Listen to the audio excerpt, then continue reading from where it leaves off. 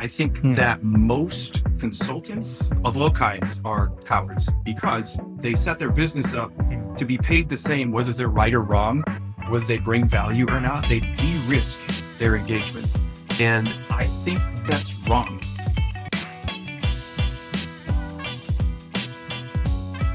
Hey everyone, welcome to Reanimated Stories. This is Roger from Reanimation Design, and on this podcast, we bring stories of some awesome people that I have met that have been really impactful and bring their stories back to life. And today I am with Alex. Now, most of you might think, is this an Alex Hormozi clone? Is this a doppelganger? No, this is Alex from Modus, and we are going to explore life-giving business today.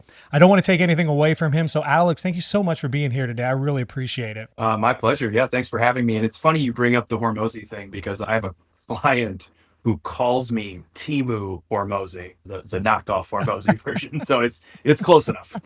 That is hilarious. That is awesome. I love that. Yeah, I remember the first time that we had chatted, I was like, all right, Alex, I'm going to ask you a question. You probably got it before, but has anybody said that you look, and you're like, yeah, I get that. I do. That's awesome. Very good. Well, Alex, tell us a little bit about yourself and what you do. And yeah, just start talking and let us know what you do. Sure. Yeah. I run a company called Modus. We are trying to change the way that people think about third-party bookkeeping solutions first, and then also the way that companies structure their finance division, right? Every business has to care about money, right? Whether you're in it for the money or not, you have to care about the money. And the baseline of caring about the money is record keeping, right? So you have to make sure, whether you use a bookkeeping software or whatever, you probably should, you have to make sure that your record keeping for tax purposes is functional for compliance purposes. But then that's where it ends for a lot of finance division, especially for small and medium-sized businesses. What we do is we take that tax-ready record keeping, it's accurate, it's ethical, but then we make a different chart, a different set of reports for strategy purposes. We call it managerial bookkeeping. And your books shouldn't only speak IRS. They should speak the language of your business. Your chart of accounts should reflect the things that the owner cares about. So we customize this, we integrate this into the business. And then on top of that, we build forecasting and modeling procedures, strategy procedures, treasury services, CFO work, right? So from that baseline of record keeping, we do everything else as it pertains to money and money strategy within businesses. I love that. I love how you just said we're trying to change the perception of bookkeeping. And the second thing I love that you said is that it shows what you care about, basically, like what you do, it shows what you care about. I think that's fantastic. So a lot of people probably, when they think of like, okay, so he's a bookkeeper, QuickBooks, right? They probably have this misconception, or they probably come in thinking like, okay, he's just going to make sure, like you said, I'm compliant and all that. But what is it that people often misunderstand about what you actually do? Yeah, I mean, I honestly think the misunderstanding is about bookkeepers serve and who they should serve. The most third-party bookkeepers serve the IRS, and we serve the business. The IRS is secondary, and you will be compliant. We are doing your taxes, but we're handing off your books to your tax accountant, and we are making sure that that's accurate. You will not get in trouble or fined. But our primary point of contact, our primary focus is not the IRS. Our primary focus is the business, the growth of the business, the impact the business seeks to make.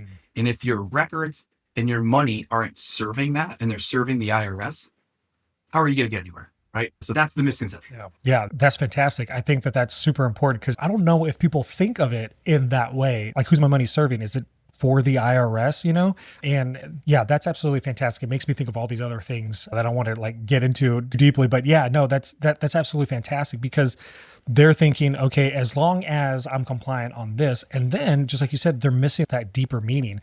So thinking of that, as your client is thinking that the people that you work with, they're probably not necessarily thinking, okay, well, my bookkeeping, my money is serving the IRS instead of my business. But what is the problem, or what is a frustration that typically, like right before they contact you, that they're seeking you out? And what's that problem or frustration that they're typically facing? Yeah, the big thing is decision points, right? So a lot of businesses that I talk to, they're closing their books quarterly or, God forbid, annually.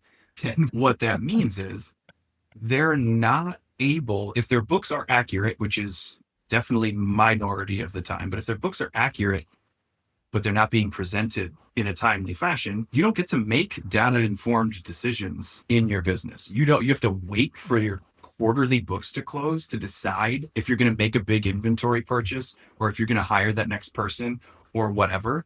And they're typically in the dark on, can I afford this thing? Can I afford growth? Can I pay myself a little more? Right? We don't know the answer. How many more widgets do I need to sell in order to make the money that I want to make? Oftentimes, we don't have timely, accurate information on this. And that's the friction. The pain point that I hear is I'm living in uncertainty. And there are other factors that contribute to this, but oftentimes that uncertainty is they're contributed to by financial records and their lack of timeliness and accuracy. Yeah, no, that makes sense. There's this term that I've heard. What is it, like when you're looking back at something versus you're looking forward towards something? You're looking back and like you said, okay, cool. It's the end of the year. Well, can I do this now? And it's like, well, I needed an employee, 3 or 4 months ago. And it's like, I don't know if I can do it yet, or I need to start thinking of this, but I don't know.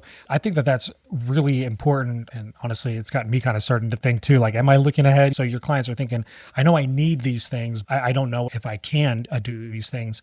And so thinking of that, you've been helping people. What is a quick story of a person that you helped that illustrates this solution that you're doing? Like, what's that story where people were like, okay, yeah, now I get it? Yeah. One place that we specialize in is nonprofit world. And Awesome. my business partner and I both work a fair amount in nonprofit, have worked in nonprofit before. The person you and I were talking about prior, Doreen, she runs a nonprofit, right? And Yeah. oftentimes nonprofits leverage social capital and moral capital and ethical capital, which are all extremely important. But oftentimes they neglect actual capital. Right? They neglect finances. Yeah. And so we do all sorts of strategies for several nonprofits, and just more kind of generally speaking, bringing private sector finance strategy to the nonprofit world in a way where, again, the books are accurate and they're timely. Oftentimes it's like, how much money we give in? How are we going to pay the bills? I don't know. They're not selling anything, right? They're fundraising. And so having contingency plans looking forward, right? Here's best case, worst case, and most likely case. And here's the financial implications of each one for a nonprofit is like game changing for just about every nonprofit that I've ever seen, right? And so I think that's the coolest and most gratifying work that we do, is allowing people to pursue the ethical, the moral, the social capital, and not be hindered by this like dark cloud that is the actual money that's going in and out of the organization. Yeah, that's absolutely fantastic. And nonprofits, I think on both people that are looking into nonprofits as well as people that are in nonprofits, it's just like you said, this kind of moral and ethical capital, like, well, they're doing a great work. It'll figure itself out. And it's like, well, I mean, they need money. I think a lot of times people don't realize that at the end of the day, they are, in a different way, they're still a business. They have to have capital. So I think that's absolutely wonderful that you're working with nonprofits in that way. And I think that requires nonprofits as well as businesses to be a little on the nose, reanimate the way they think about their business and the way that the business model and how they're doing things. The way that you're describing it is not how a lot of bookkeepers or those in the financial world really talk about it. So where was that moment where you realized that this was, your personal journey, a belief, but that you needed to change that business model? And when did you decide that, hey, this is when I'm going to do that so that you can make it click for people? Before I started this company, I worked for about 5 years at a boutique consulting firm that did exit readiness, enterprise value, M&A consulting type stuff for small businesses, and just like organic growth strategies, things of that nature. And I realized that, I'm not exaggerating, 100% of every business that I talked to, either their books weren't right or they weren't timely, or they weren't customized to chart of accounts, they were templated. And so I was like, man, I'm spending a lot of my high bill rate, high cost time fixing this. And wouldn't it be great if there was a third party solution that actually did it? And I would have to refer in third-party bookkeeping solutions for these clients at this firm. And every single third party that I found, now I'm not trashing all bookkeepers, right? There are definitely exceptions to this rule, but for my personal experience, every single third party bookkeeper that I referred in was either ridiculously expensive or terrible. Like that was it. The good ones cost an arm and a leg, and the cheap ones suck all the way around. And so I was like, man, can we hit a middle? Can we do a happy medium here? So I saw the market need, and a good friend of mine, who is my current business partner, has been an accountant controller for his entire career, been through a couple of tech startup exits, that kind of guy, and called him up. And I was like, man, you think we can work together, like build a real tangible, useful solution for this? And he said, yeah, and we did it. And it's gone quite well so far. Awesome. That's fantastic. That's so funny that you're like, yeah, they're either too expensive or they're just not good. Finding that happy medium is very difficult. And what's great about that is that now that very problem that you saw is like, well, okay, it's still a problem, right? But it's like, well, I'm going to do something about that problem. And so I think that has a huge impact on your clients, but also on the business. So thinking about that, tell me a little bit kind of the meaning behind Modus, and what are some of the core values that really help you drive those decisions that you make in your business? For sure. I have a brand guy. He's awesome. His name's Jamie Iveson. He lives in Austin near you. And I didn't know what I wanted to call the company. I knew I had this thing that was inside and that it needed to be expressed. And so he drew a lot of this out of me. So I want to give credit where credit's due, but Modus is Latin for method, right? So modus operandi, MO, that's where this word comes from. And basically we realized that we're not really designing charts of accounts or business models or balance sheet. What we're really designing is method. And in order to be methodological, you have to weigh current state, past state, future state. You have to weigh ethics, hopes and dreams. You have to weigh trade-offs and constraints and costs. You have to weigh reality against imagination, and this like swirling mess of all of those variables. But when it's done well, spits out a method. And I tend to like Latin. I like dead languages. So we went with that. I love the brand. The core values, there are a few of them. I probably could take up the rest of our time talking about them, but I'll give you a couple. The biggest one is shared risk. And I think that most consultants of all kinds are cowards because they set their business up to be paid the same, whether they're right or wrong, whether they bring value or not. They de-risk their engagements. And I think that's wrong. I think that consultants who call themselves relational but refuse to take any risk on behalf of their clients, it doesn't match up. You're talking out of both sides of your mouth. And so in our engagements, be it finance division design, process engineering, fractional CFO, bookkeeping, we have built our cost structure so that we share the risk with clients. We lose money in the first month of every bookkeeping engagement because we don't charge onboarding fees. We believe that most third parties, they have this like billable hours model. And in order to set up a truly custom chart of accounts and do an A+ onboard, you've got to run up a billable hour receipt. And what happens is either that first month costs, again, an arm and a leg, or they keep the cost low and they do like a C+ onboarding, C+ customization. And we're like, screw it. Bookkeeping engagements don't just last 1 month. They last usually at least a tax year. And so lifetime value's there. If we do an A+ job, they're going to stay longer than a year. So we will take that risk. I will take a $500 bath or whatever it is in month one to help people. And the same thing goes for the way that we do all of our other engagements, right? There are no minimums. We do work on success fee from time to time. We work on ad hoc models. We've done the opposite of de-risking our time because if we do A+ work, people will stay. Yeah, that's absolutely fantastic. I love that. Man, when you said that about the consultants, about de-risking everything, you know, and you think about like, yeah, hey, I'm going to always charge you the same amount, whether or not it works or not. And sometimes with that model, you think like, okay, well, I will do this when I guarantee that you're going to do that. But at the same time, though, you get to that point and it's like, well, did you do this, and that? You know, obviously there is that idea that you have to, but I love that idea of that, hey, listen, I believe so much in what I do that this first month, I'm going to take that risk with you. And I think that brings it to a different relational aspect of it because yeah, you can say you're relational and we're going to talk and we're going to chat, but it's like, hey, no, listen, we're going to look ahead, like you said, and we're going to really look into that. And this whole month, we're not going to worry about this. And we're going to take that risk to make sure that you're set up correctly, so that, like you just said, I'm going to provide you A plus service instead of just the bare minimum. And that speaks volumes louder than just like, hey, we had a really great conversation a couple of times. And yeah, I know you probably kind of fudged this or did that, but that whole know, like, and trust, it's like, they know you and they like you and they're trusting you. And it's almost kind of backwards. It's almost like they're trusting you. And because of that, it's going back to like, wow, I really like them. And so now they're like, okay, now I really know who Alex and Modus is. And I think that's absolutely, absolutely fantastic.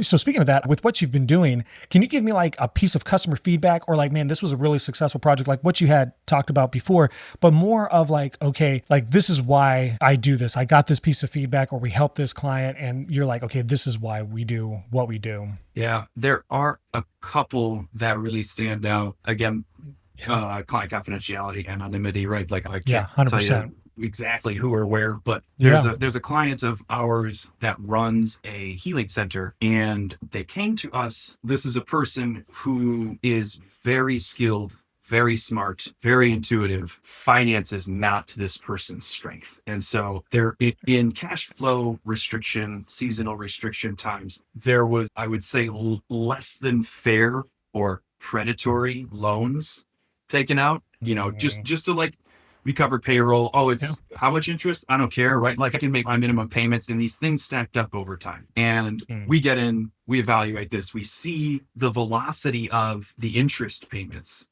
and then the principal remaining, and then like the revenue and profit of the business.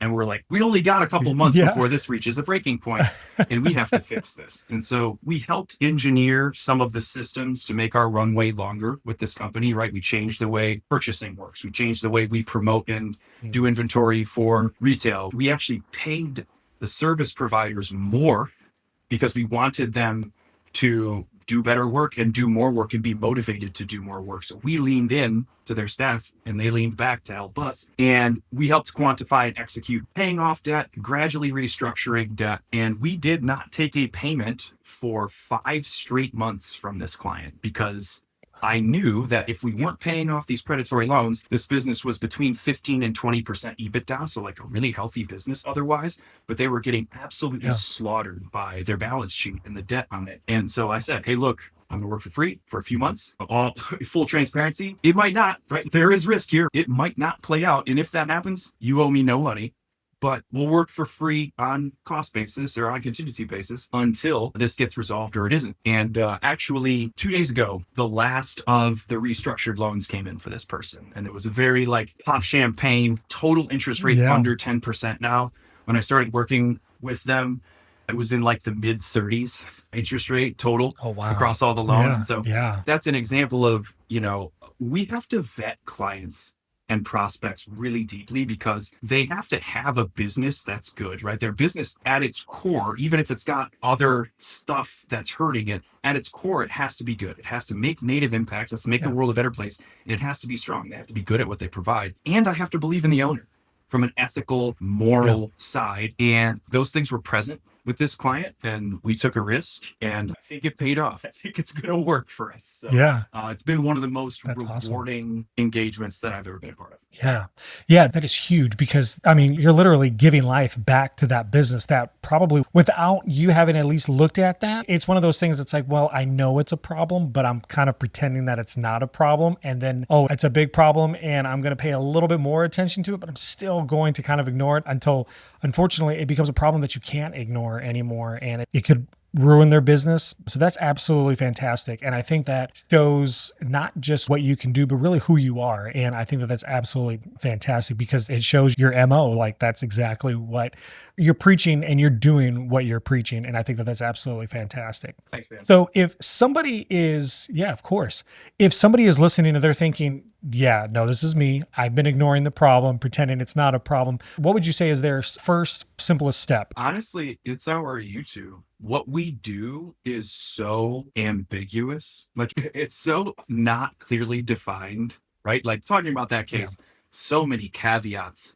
and so many disclaimers, right? And it's like that with most businesses. It's complex. One of our lines is that profit is easily templated, but purpose is not. And so if you're a business owner and you're looking to achieve wealth for wealth's sake, go elsewhere. Wealth is important, right? Like positive financial outcomes have to exist. Businesses have to make money, but it shouldn't be the primary. If your primary is doing something that materially impacts the world, whether a local community, a demographic, whatever, in a positive way, I recommend anybody just goes and watches my partner and I rant into the camera on our YouTube, because it will become clear that the messaging, it either stirs something in you or it doesn't. And if it doesn't, no hard feelings. We're just not your people. But there is a small group that when they see and hear what we say and the work we do, they lean forward. They go, what is that? That makes sense. I want to emulate that in my own way. I want to pick up that torch and run with it in my own direction. And those types of people, after they watch, 5 to 10 minutes of us shouting into the camera, they'll know where they won't. And so that is generally the first step. Yeah, no, I love that. And I love how you just said the people that get it will want to lean in. I talk about that all the time when I'm talking to a client, is that like, look, you want them to lean in. And I say in the website world, right, that's them continuing to scroll down, is that they're leaning into that conversation because they've heard the problem. You've told them a little bit about that and you're like, yeah, no, I get it. And you're starting to tell them that and they're like, okay, I want to learn more. What is this? I think that that's absolutely fantastic. So thinking of that, when people are looking for you, they're like, okay, well, how can I find you? How can I connect with you? You said YouTube, but where else can they connect with you? Yeah, LinkedIn, I guess, would be the secondary right now. Okay. Our business and our platforms are not built for virality. We don't need a bunch of interactions or followers or website hits, right? Like we're more about like 100% ethos alignment. And so I usually push people to our YouTube or our LinkedIn. And again, if they look through that and they go, meh, or this guy's full of no hard feelings, go elsewhere. That's fine. But like the people who see that and lean in are the ones that we want to interact with. That's awesome. Yeah. And I think that that's extremely important. Where can people learn, like, hey, how can I work with you more? Is it through the YouTube? Is it through your website or? Yeah, I think the website is ultimately where everything funnels. So if you're looking for case studies or specific services or pricing or trade-offs or anything like that, that'll all be on the website. But outside of that structure, YouTube, LinkedIn is where you can learn the most about us. I think that's extremely important. One of the things, especially now is, people talk about being everywhere or, like people aren't just going to your website anymore. Your website is obviously important, right? We're not discounting that, but I think a lot of times people